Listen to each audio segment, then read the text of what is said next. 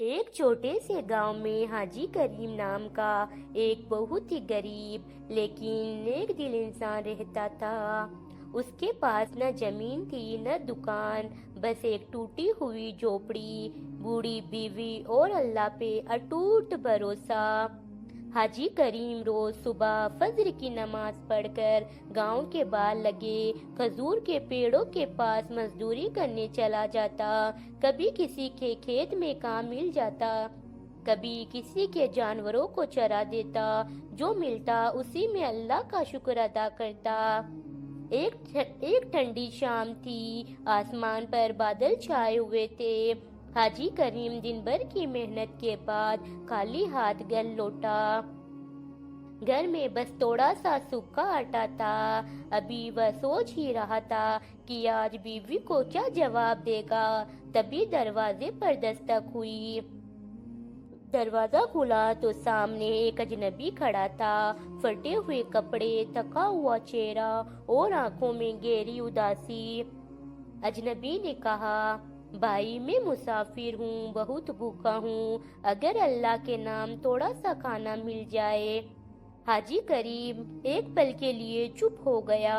گھر میں تو خود کے لیے بھی پورا کھانا نہیں تھا، لیکن پھر اسے رسول اللہ صلی اللہ علیہ وسلم کی حدیث یاد آئی، جو اللہ اور آخرت پر ایمان رکھتا ہے وہ مہمان کی عزت کرے۔ اس نے مسکرایا اور کہا، بھائی گھر چھوٹا ہے، کھانا کم ہے، مگر دل بڑا رکھنے کی کوشش کرتا ہوں، اندر آئیے۔ حاجی کریم کی بیوی نے آٹے سے 2 پتلی روٹیاں بنائیں۔ دونوں نے طے کیا کہ وہ خود نہیں کھائیں گے، لیکن مہمان کو پیٹ بھر کر کھلائیں گے۔ جب کھانا سامنے رکھا گیا تو حاجی کریم نے بہانہ بنایا اور کہا کہ آپ کھا لو، مجھے بھوک نہیں لگی۔ اس رات مہمان نے پیٹ بھر کر کھانا کھایا اور حاجی کریم اور اس کی بیوی بھوکی ہی سو گئی۔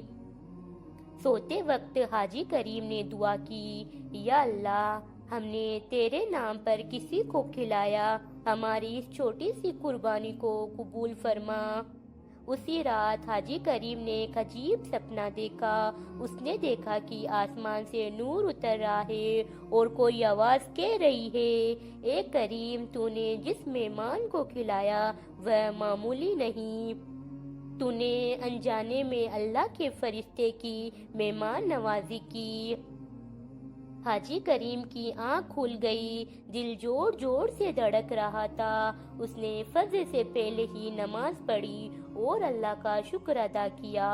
صبح ہوتے ہی گاؤں میں ہلچل مچ گئی۔ گاؤں کے سب سے امیر زمیندار کی بھینس رات میں کھو گئی تھی، سب لوگ پریشان تھے۔ اچانک وہی اجنبی گاؤں کے چوک پر دکھائی دیا، لیکن اب اس کے کپڑے صاف تھے، چہرہ چمک رہا تھا۔ اس نے زمیندار سے کہا، تمہاری بھینس ندی کے پاس پھنس گئی تھی، میں نے نکال دی۔ زمیندار خوش ہو کر بولا، جو چاہو مانگ لو۔ اجنبی نے جواب دیا، مجھے کچھ نہیں چاہیے، بس تو اس غریب کریم کی مدد کر دو۔ سب لوگ حیران ہو گئے، غریب کی قسمت بدلتی ہے۔ زمیندار خود حاجی کریم کے پاس پہنچا۔ اس نے دیکھا کہ جھوپڑی ٹوٹی ہوئی تھی، گھر میں غریبی صاف جھلک رہی تھی۔ زمیندار کی آنکھیں بھر آئی۔ اس نے کہا، آج سے یہ زمین تمہاری، یہ دکان بھی تمہاری، اور ہر مہینے کا خرچ بھی۔ حاجی کریم رو پڑا۔ اس نے کہا، مالک یہ سب کیوں؟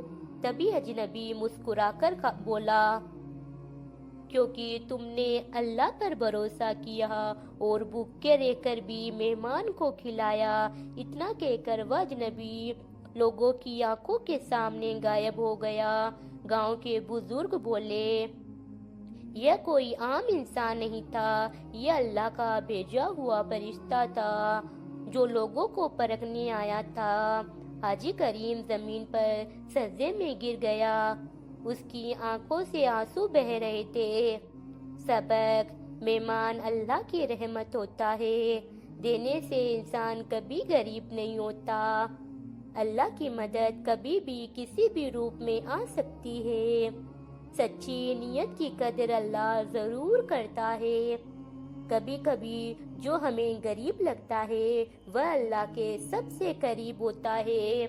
بے شک